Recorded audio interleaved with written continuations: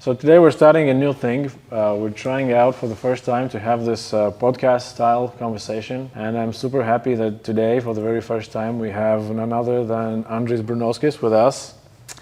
I'm going to start with a little intro. So Andris is a Brazilian JiuJitsu black belt.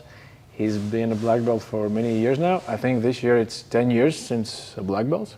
I'd say nine years, yeah.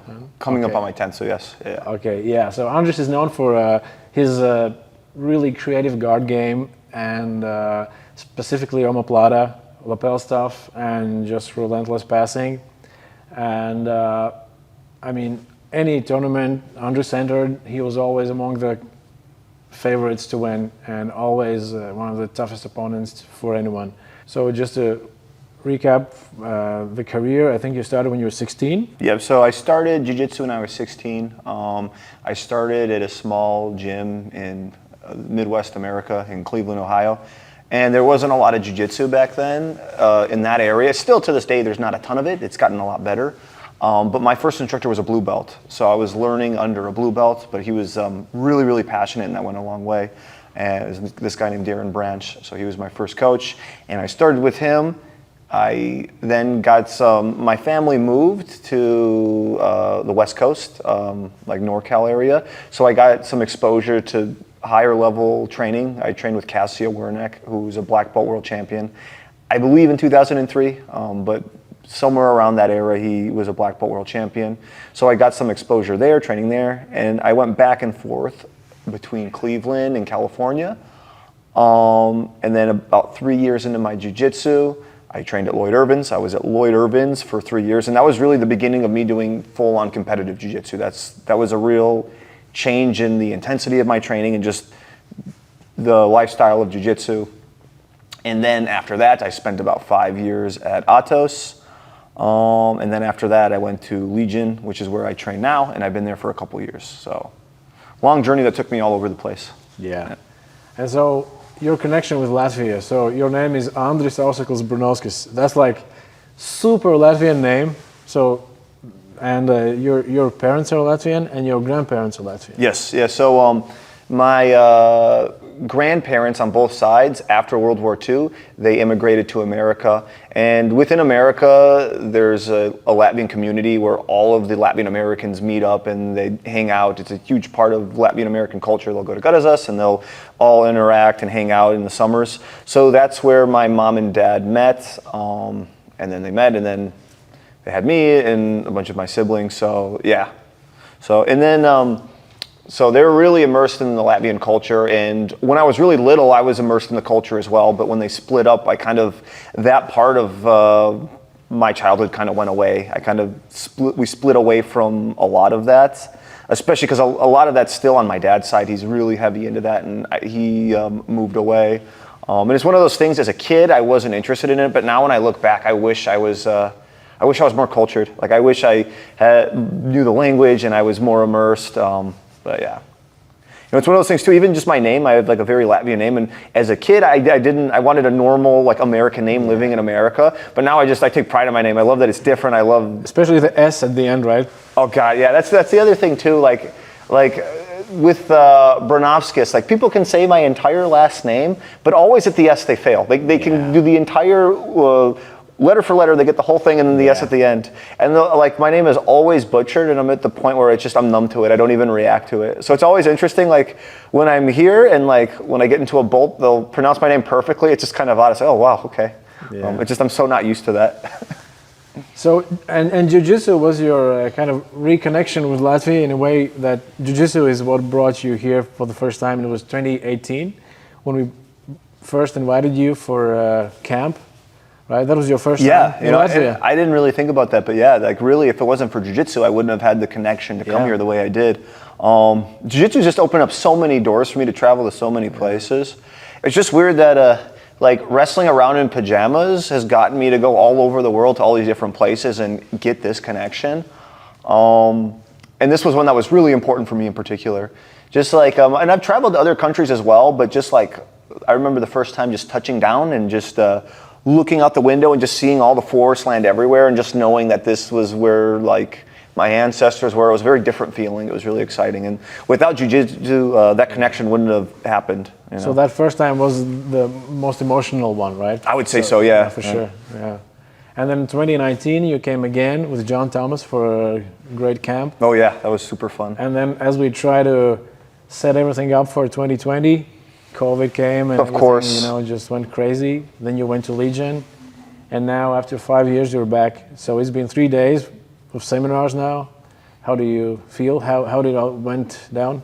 I enjoyed it. I'm just super fatigued. It's just adjusting to the jet lag and then training hard every day. And I feel anytime I do a seminar, it's like if I'm gonna like spout all of my ideologies on jiu-jitsu, I have to roll with people. I feel like everyone, you have to prove your kung fu. You got to like roll with everyone and just show that you're not just some rando who doesn't know what they're talking about. So I feel it's a disservice if I don't roll. So I feel regardless of how I feel, so long as I'm not totally injured, like I'll always try to roll with everyone. I think that's an important thing to do when you're going to seminar. So I just try to just go through the meat grinder and roll with everyone that I could, I agree.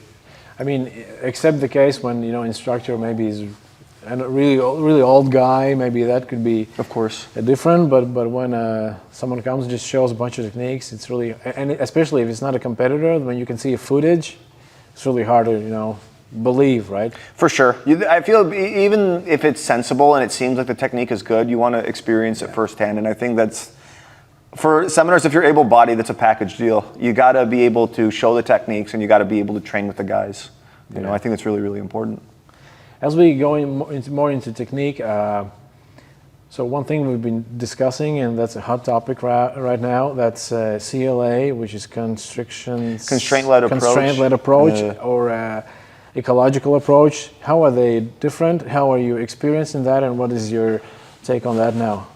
This is something I'm not, I've just recently dove into it, so I'm not like the most educated person on the topic, but it's just the idea of like creating games that have a lot of constraints. And really any form of training you do, there will be constraints. Like even when you're just rolling, there's constraints. Like you're constrained by the rules of the game of jiu-jitsu. So it's just, I think, about the way you implement the constraints. You're adding them in such a way that it forces your students to kind of self-organize and play differently than they otherwise would. And when there's different winning conditions, it helps them focus on certain aspects of the game that when you just teach techniques, they aren't thought about as much. I feel like the format of jiu-jitsu, like the way that we've used for so many years, it's you do a warm-up, it's like a 10-minute warm-up, a forward rolls, backward rolls, all that, 3 techniques, and then roll. And there's certain concepts that just don't fit in that structure, And I think like playing like games, structured games with constraints is a really good way of just learning in a different way. It's one of those things, again, I'm just still learning it, and it's one of those things like the person who I've learned the most about it from is Greg Souders. Like I contacted him, and I trained with him at Lloyd Irvin's actually. And I contacted him immediately, like he hit me up and like he talked to me for like 30 minutes just about like how I can approach it and stuff. And one thing he said like that really stuck with me as I was trying to design games, because I'm trying to design games for my students. He said, don't freak out right away about the games being optimized and perfect. It's just like the first step is just making your students fall in love with playing and just playing the games. So that's the phase that I'm at with it right now. And I think it's really important when there's something like cutting edge and different. I think as a coach, you owe it to your students to at least study it and figure out if it works. I think people are really quick to just write stuff off that's different. And I think as we just get stuck in our own ways. I noticed too, like, as far as this style of training, the people that are the least receptive that I've talked to have been black belts. I feel like a lot of times when people get to a certain point in their jiu-jitsu, their cup is already so full that they just don't have room for other stuff. And I try not to do that. I always try to be open to different means of training and different approaches. So again, it's something that I'm still learning as I go, and I'm just easing into, but like anytime I hear of some different style of training or different type of application, I'm always curious and I'm always trying to apply it how I can. Yeah. What do you think it is? It seems like when you read some discussions, it's as if it's a discussion on vaccines. I don't know. It's such a it's crazy, super polarizing. Super, yeah. Well, I think that anything that just questions people's already, I think after a certain amount of time, our beliefs just become a part of our identity. So we have our beliefs of like how we believe jiu-jitsu should be taught and like the way to properly do it. And when there's some like conflicting ideology, it almost feels like it's questioning your reality or your thoughts on everything. And I think people like really take that personally. And I don't know. I'm just in the school of thought that there's so much about jiu-jitsu I don't know. Like there's areas where I'm knowledgeable on jiu-jitsu, but I have so many limitations within jiu-jitsu, so I'm always open to new ideas. I think when people feel that they know a lot, that's when they limit themselves. Yeah. So far from what you've shown us, I can just say that me and other coaches, Valera and Yanis, we really see some potential there, and we already started testing it, and it seems like the response from the upper belts has been really positive so far. So we're going to try to explore that a little more. I was just thinking about the application for high level athletes. Let's say, do you think that it could be when you start exploring a new area? Let's say we're trying to, for a group of people, we're trying to teach, for example, single leg X. Then we start with the games. Where it's we have limitations, we have rules, where people start to experiment, explore the position. The top person learns the balance, the bottom person maybe naturally finds his ways to sweep, and you as a coach help with specifics.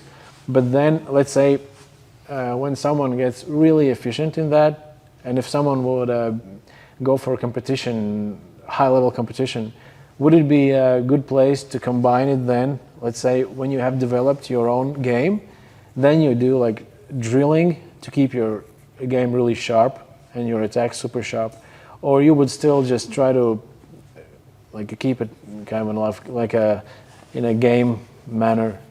I really don't know. It's one of those things that the more I jump into it, I'm feeling it out as I go. So I couldn't even tell you what's optimal or the best approach as you get deeper into it.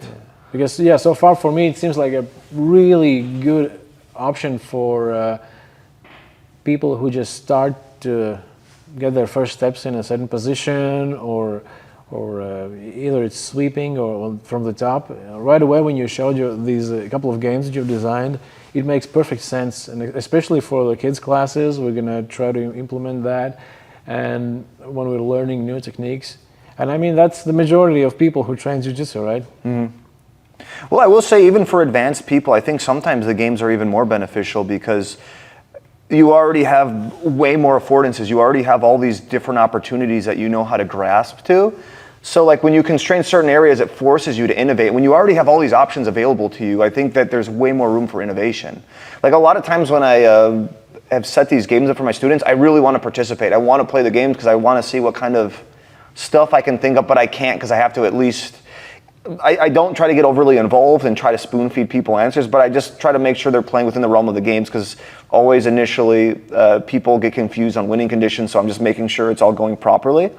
But I feel even for advanced people, I think there's a lot of benefit to it for sure. I feel like you're forced to be creative, and it's really, a lot of times when we learn a lot, like when you have your optimal jiu-jitsu, all your best stuff, we just do what we're best at, and it's really easy to get stuck doing what you're best at. You find your 3 or 4 really strong options from a position, and you kind of just stay there.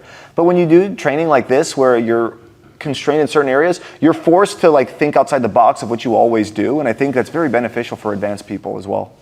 Yeah, I mean, it makes sense because let's say for countries that are less developed, let's say like Latvia, for example, in jiu-jitsu, it seems like the model always has been with other countries, let's say Scandinavia, that have really high level of jiu-jitsu now.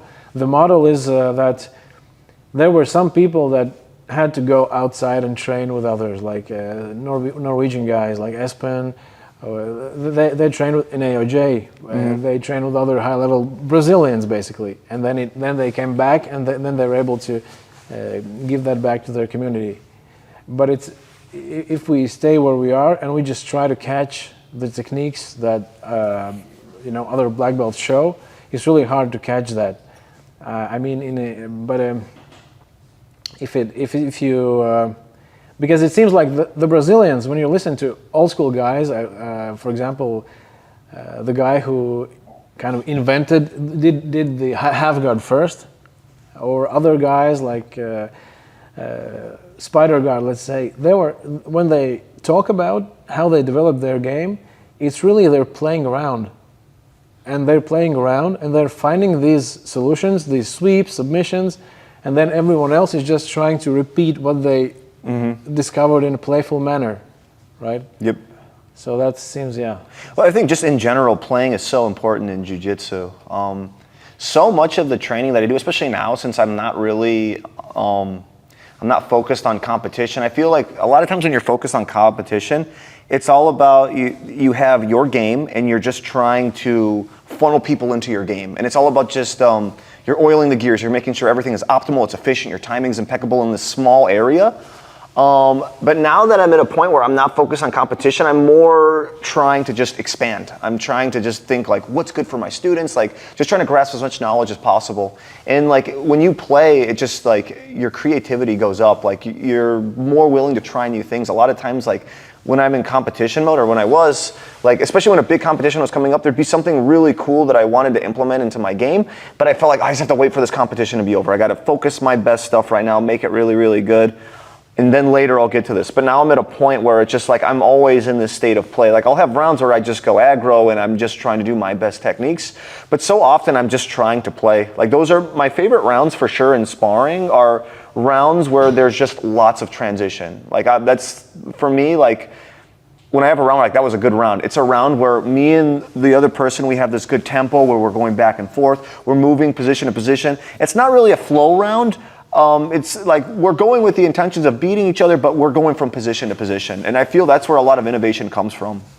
I feel when you're able to like let go of your best stuff and open up your game, that's when you become most dangerous. So you mentioned you're not planning to compete anymore. At this, I can't say forever. Like, there's times where I think, oh, it'd be fun to compete.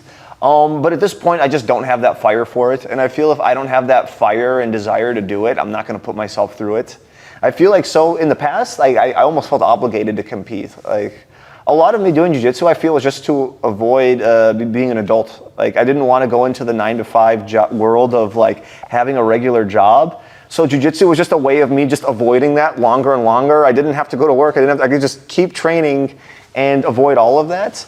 But at the same time, like, if I wasn't competing, it's just like, well, at that point, if I'm just training jiu-jitsu and I'm not competing and like building my brand as an athlete, like, what am I doing? What is my purpose? So I felt kind of obligated to do it, and I enjoyed it, but I felt forced to do it. Whereas now I feel like I get a lot of purpose and direction from teaching. I feel I bring a lot of people up where they're getting good at jiu-jitsu, or they're finding this really therapeutic escape from their everyday life. So now I get a lot of purpose from that, where I don't feel that desire or need to compete. Like, and it's one of those things, I know a lot of people do both, and I think it's great to do both. So at some point I might, but I just don't have the desire right now. I'm real passionate about teaching and just helping my students, so that's just where I'm at this point in my life. But I can't just say confidently that I'll never compete again. Like, it definitely could happen. Okay, one thing I wanted to ask you about is about training environments, because you had a really good experience in different kinds of gyms, a smaller gym, a bigger gym, like a competitive Team Lloyd Irvin scenario, then Atos, and now Legion. And so what is your take on that? It's just, what's a healthy environment for one person won't be for another. It really depends on why you're doing jiu-jitsu. Like, one thing I tell my students is everybody's training for different reasons. Everyone has different goals. Like, someone who's trying to be a full-time competitor and they're trying to be the best version of themselves, the environment that they're looking for, that they might seek out, might not be the healthiest environment for someone who is just looking to do jiu-jitsu a couple times a week to blow some steam off. So it really depends. It's a person-to-person thing. Like the culture you're going to look for is going to be different. And that's really, like, when you're looking for a gym, I feel that's the most important thing to focus. Like, you can go on Reddit and you can ask, what's the best gym to go to in this area? And you're going to get a ton of responses from people like, oh, you got to go to this gym. There's multiple time world champion, or this gym has like the best hours. Like, there's so many different variables. Like, the most important thing is the culture, and you're going to find the culture that matches you and your lifestyle. So it really depends. That's why I always recommend to people when they're looking for a gym, to try all the gyms in your area and find the one that matches your lifestyle. Because it really is different. Like what's, toxic for some people is not for others. I mean, there's certain situations where toxic is just toxic. Certain environments are just straight up toxic and they're probably not constructive for anybody. But for the most part, it's just about finding the right gym for you. And so maybe about those toxic environments just a little bit. The thing is that when people start jiu-jitsu, it's really hard for them to recognize what is wrong, especially if they haven't tried other gyms. They don't have anything to compare to. Maybe people think that's good. Mm-hmm. And what would you advise? Like, what would be the red flags, or what would be like a good process of thinking to check? Well, first, before we go over the red flags, I think it's really important when you move into an area and you're looking to do jiu-jitsu, you should try the free trial at every single gym available. So you have a good baseline of different jiu-jitsu gyms. If your baseline is only one gym, you have nothing to compare it to. Exactly. So I think it's really important. You should try every gym in your area. And especially like depending on where you live, you might have a lot of different options. And you don't want to give your money to the first person you meet because it might be a toxic environment, but again, you won't know because you have nothing to compare it to. So I'd say the red flags, I'd say a couple red flags to be mindful of is, I think if that gym is really weird about the idea of you cross-training or going to another gym, in my opinion, that's a red flag. A lot of people, that's normalized for a lot of people. I think it's fine. But I think if the coach at that gym is really weird about you just trying out other gyms, I think that's a red flag. I think really intense hero worship for the coach, that's another red flag. I think that's one of the biggest ones. Like when you're looking at a gym and the potential of it being toxic, a toxic culture trickles from the top down. So it's really the people at the top are going to dictate the culture.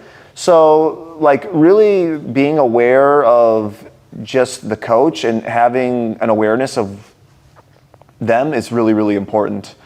And again, like a gym that has such hero worship for the top guy I think that's always really sketchy. I think it's really important to remember when you're looking for a gym that the instructor at the gym, like you're basically just seeing them in their best light. Like you're only going to see them in the context of being this person who's all-knowing when it comes to technique, and it's really easy to see this person and assume that they're just great in all aspects of life, but you have to remember that this is just a normal-ass person who's just good at this one thing. Like I feel a lot of coaches, they'll go into these long speeches where they try to give life advice and stuff like that. And maybe some of them are really versed in all these different aspects of life, but I don't know. I think in general, it's just like you're good at jiu-jitsu. I think that should be, just stick to jiu-jitsu for the most part. I don't know. I feel like and just understand that your coach, they're good at that. And don't put them on this really high pedestal. Have respect for them, of course. Like it's good to they should have respect for you. You have respect for them. So have respect, of course. But when you put someone on a high pedestal, it's really easy to be taken advantage of. And it's just really important to remember this is a normal person who's layered. People are layered and there's good things about them and there's bad things about them. And like if you put them on that pedestal, they can potentially take advantage of you. And I've seen that happen many, many times.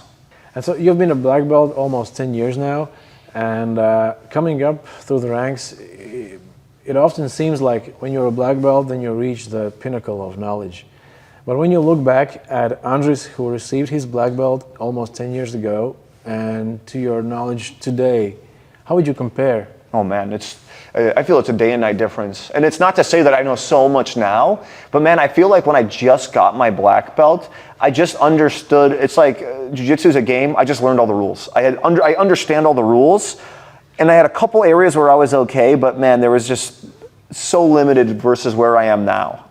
And even with that said, I have such limitations now, especially like I have a good grasp of gi jiu-jitsu, but then no-gi, it's not comparable. Like my confidence gi and no-gi is so different.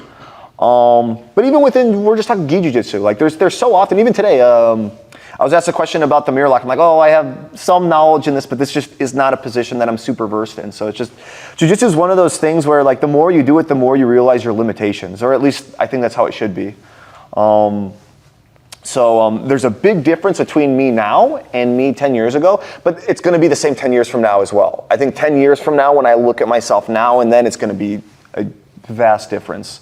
It's one of those things where jiu-jitsu is so infinite, where I sometimes use the comparison. I feel jiu-jitsu is like your masterpiece that you're creating. It's like this, it's a sculpture that you're sculpting away at over the years, and it's never going to be perfect, but you're always adding these extra touches to it. It's this thing that we're always looking to perfect, but it's never perfect. So it's just like you're always building on it. I'm still building on it, but it's nowhere near perfect. One of the problems I have seen in my teaching career is the problem of drilling partners. And one thing is that the person that's trying the technique is trying to drill that, but the skill of being a good drilling partner, have you... Oh, of course. Do you instruct your training partner, or what is your experience in that when you teach at Legion? As far as just when we're just doing regular techniques when we're teaching? Yes, I mean the drilling part, like I think that one of the problems with drilling is that there's a lack of good understanding of how to be a good drilling partner. I feel like it's just with being an uke, that's an art in itself. It takes skill, it takes time, because you don't want to give no resistance where you just fall over, and you don't want to give a bunch of resistance where you're just super rigid. So it's like finding that like Goldilocks region where it's just right. And I think a lot of that just is communication between the person performing the technique and the uke. Like especially like if you're doing long form drilling where you're getting high repetition on a technique, at least for me in the past when I did that a lot, it was like communicating with the uke. Okay, now do this. Position yourself like this, drop your knee, give a little bit of resistance here. I think communication's really key with it, but it's something that the more you do, I feel you get better at. But that's a lot of things that like when we work with white belts, it's just like I try to instill that with them early. It's just the idea of just finding that sweet spot of no resistance versus resistance. Okay, that's what I was asking. I think that's, you answered that you already try to teach that to white belts, because I think that's an underlooked aspect, like teaching how to be a partner. Yeah, and it's just like, it's just, people I think will either go one way or the other right away. They can't find that sweet spot. So it's a skill that just the more they do it, the better it gets. Yeah, and also you mentioned gi and no-gi. That's also one topic I wanted to ask your opinion about. Do you agree, like Guy Mendes said that gi is always going to be more popular because of the martial arts aspect? Do you agree with that? I just don't know. I mean, I hope. It seems it could be true. I can't speak for what it's like here, but in America, no-gi is, the rate that it's blowing up right now is really, really huge. And I mean, we have a good gi program in San Diego at Legion. I just don't know, man. I don't know the direction of it, but that's also why I'm more inclined to do no-gi as well, because I don't know the direction of the sport, and I want to have some knowledge in no-gi, especially as a coach. So it's something that I'm slowly getting into and learning more, just from the perspective of a student too. I just try to treat it like I'm a student when I do no-gi. Yeah, I couldn't tell you. I think there'll always be a market for it, but as to what's going to be bigger, I think there's just, I don't know, man. I couldn't tell you. I have no clue. Because I think it's somehow a lot easier for people to start training when they have the uniform, they have the gis on, and then training no-gi is a little bit more intimidating. It's more like MMA-like. Well, so gi attracts more of casual people who don't have any background in any martial arts. I can see that, but to play devil's advocate, I think also a lot of times no-gi is a little more relatable, because MMA has become really mainstream, and they can kind of see the similarities between MMA and no-gi more than they could the gi. Especially when you watch advanced gi, it looks so far removed from combat, because it really is. It's like, it's such a refined like art, and no-gi is also a refined art, but it looks way more relatable, I think, for a casual person. So yeah, you're going to find people that are more driven to the gi because of the uniform, and it's going to feel more like a martial art. But I think you're going to find just as many people that are going to be more drawn to no-gi because of the parallels between no-gi and MMA. So I think it just kind of cuts both ways. So you've been here for 3 times, and it's in a span of 6 years. And what are your thoughts on development of jiu-jitsu here, and maybe you have any tips for all teams here, in Latvia? What would be your advice how to grow better, Okay, so I'll start with just, my experience and the changes I've seen, and just from my experience of the 3 times I've been here. I remember the first 2 times I've been here versus now 5 years later, The first time I went here, I couldn't really play modern jiu-jitsu. Like, because so much of modern jiu-jitsu requires a modern reaction from the other person. And so much of the jiu-jitsu I felt that would be people starting on their knees and just barreling into my closed guard and holding me. And it's like, you could still play jiu-jitsu, of course. I could play closed guard, I could play half guard and stuff like that. But it was funny, like when I rolled with everyone here, I felt like my jiu-jitsu sucked. I was like, man, I can't hit my worm attacks, I can't hit my inversions, it's just not there. And then I went back home and I was hitting it just fine. And I realized it's just, everyone was playing on a very different playing field. When I came this time, I played completely modern jiu-jitsu. Like everyone reacted in a more modern way where they would be right leg lead, left leg lead. They would play more intricate guard positions. And it's not like the jiu-jitsu is necessarily super fancy, but any of the techniques that I looked to play throughout my jiu-jitsu, I could play. So I feel like they're just a big change in the way everyone rolls. It was way more simplistic before, where I feel it was like where jiu-jitsu in America was like probably when I started in 2006. That's where I felt it was around there at that time. But now I feel it's just totally different.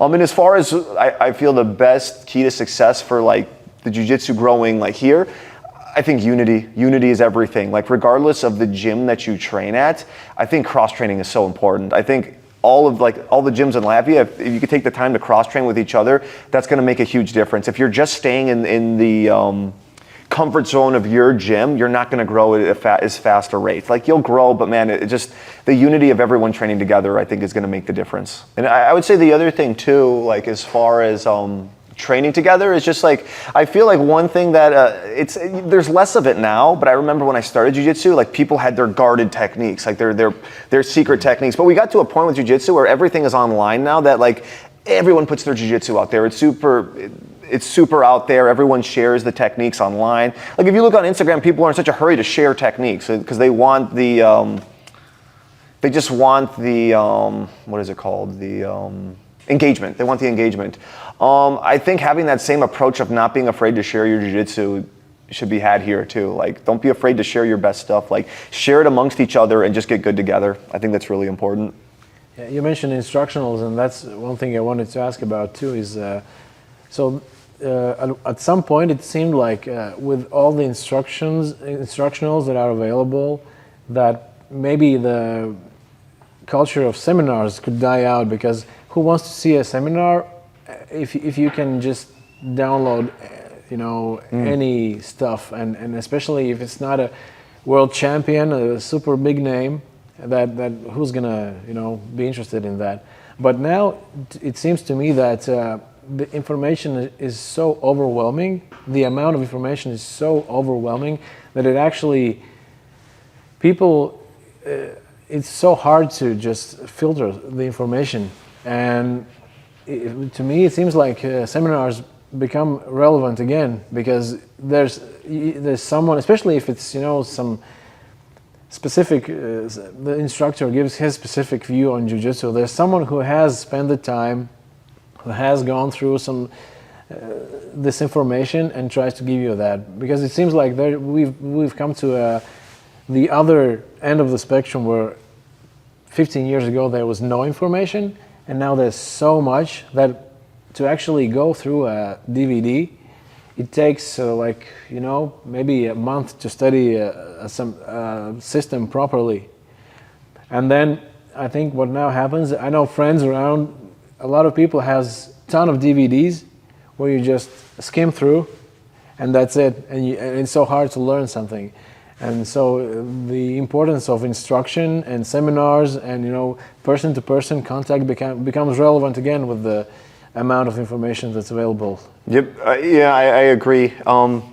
There's so much information that it's almost it's like what's the word? It's a saturated market where there's so much information at your fingertips that it's really overwhelming at times. And just the way that, like in my experience, I've done like instructionals for different companies. A lot of companies are incentivizing you to put out as much content as possible. You're going to get paid by the amount of hours that go into your instructional.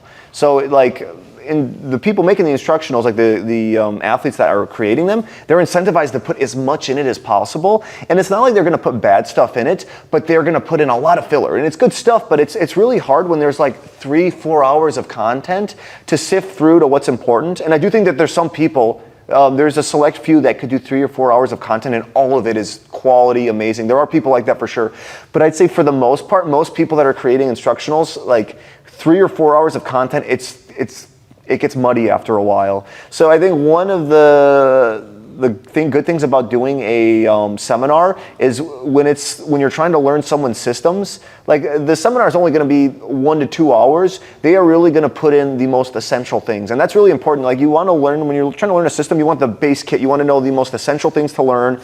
And all that stuff is good once you get good at the base kit. But it's like the way that so many instructionals are formatted, it's really hard to cut through and like find the stuff that's essential.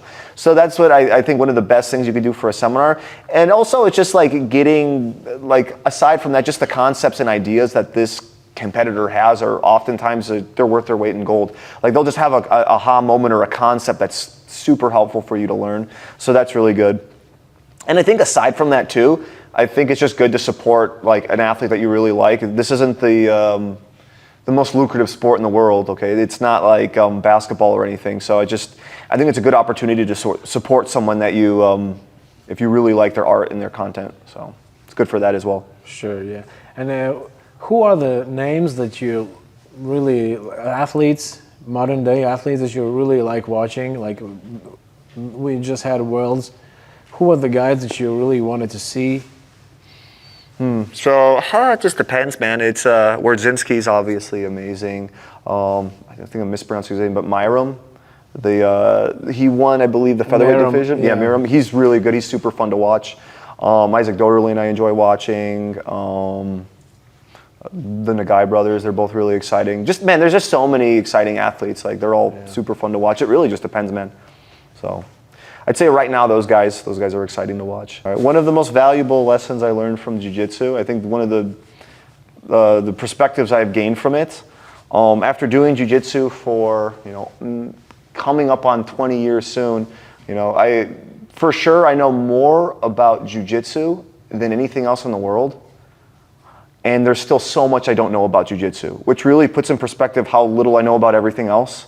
So any time in life where I feel like I'm studying something and I'm really getting a grasp or understanding, whether it's some type of a topic or something that's going on in the world, it really makes me realize my own limitations. So it really puts things in perspective. I think it's really easy sometimes to go the opposite route too. I feel a lot of people, they get good at jiu-jitsu and then they have this tendency to believe that they just know a lot about everything.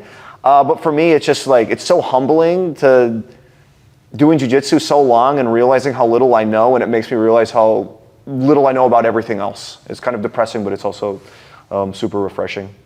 And then the other thing about that too is just jiu-jitsu. That's what's so amazing about jiu-jitsu too, is like you could be doing jiu-jitsu for years and years and years, and there's always more stuff to master. It's like a video game that just never gets old. There's always more content being released, and you'll always be working towards it. It's always captivating. It always has. It's been doing this like 18 years and it hasn't gotten boring yet. So super exciting. My name is Andris Brunovskis. You can follow me on Instagram at Andris Brunovskis, and I hope you guys enjoyed this. Good.